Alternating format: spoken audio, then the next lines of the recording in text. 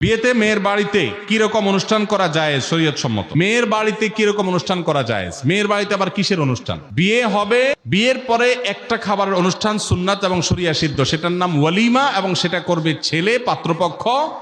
তারা একজনের আস্ত একটা মেয়ে জন্মের পর থেকে শত শত দিন, হাজারো দিন পরিশ্রম করে বড় করে এই মেয়েকে পরিণত করে দিয়েছেন, শিক্ষিত করে দিয়েছেন। এরপরে আস্ত একটা মেয়ে ঘরে তুলে নিয়ে আসছে আরেকজনের।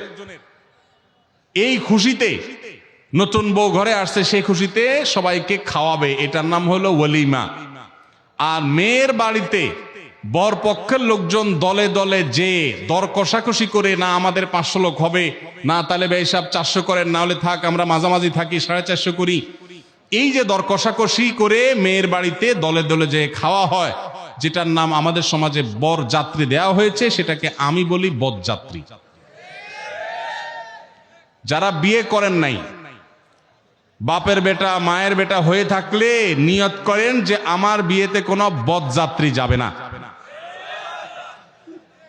যেই বাপ মেয়েকে জন্ম দেওয়ার পর তাকে বড় করে তুলেছেন তিলে তিলে, আপনার তো বিয়ের পর শ্বশুর মশাইয়ের সামনে বসে দোজানু হয়ে বলা দরকার যে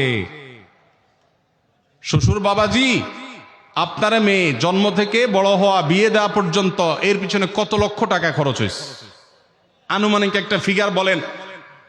আমি গরিবের ভূত, একসাথে না হইলেও কিস্তিতে হলেও দিয়ে শেষ করার চেষ্টা করব, এটা বলা উচিত শ্বশুররে।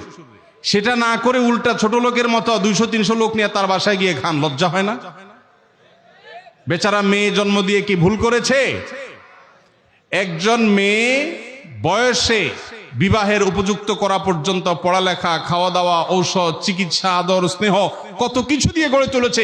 এরপর আস্ত মেয়েটাকে সারা জীবনের জন্য আপনি নিয়ে যাচ্ছেন, সারা জীবন ভর শ্বশুরের এই কৃতজ্ঞতা, শাশুড়ির এই কৃতজ্ঞতার দায় আদায় করে শেষ করতে পারবেন না। সেখানে আবার যৌতুক আশা করেন, সেখানে আবার 200-500 লোক নিয়ে তার বাসায় খেতে যান। এর চেয়ে নির্লজ্জতা আরেকটা হতে পারে না।